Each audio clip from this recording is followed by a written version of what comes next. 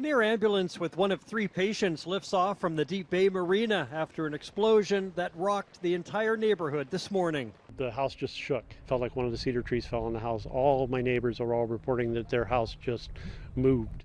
The whole house, it felt like the house moved. It felt like something ran into the house. Just after 10 a.m. this morning, this sailboat tied up to a slip in the private side of the marina exploded with 3 people on board. There wasn't any flames on the boat, but there's a lot of smoke. Patients at that time were all out of the boat. They had been self-rescued or assisted by onlookers. The 3 victims were conscious after self-extricating or being pulled from the wreckage in serious condition. One of them said he was in the cabin when it blew up. He said he was thrown up in the air. He didn't know how far, thrown down into the engine compartment, and everything just started falling down on top of him.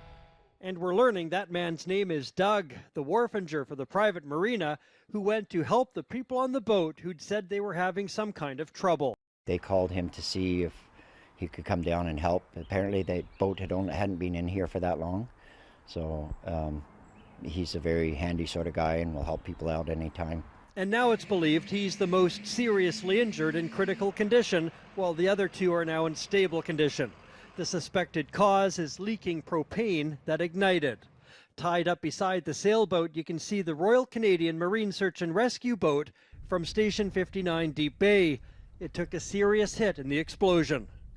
We were literally in the slip right beside it, probably less than a meter away from it, so we got the impact.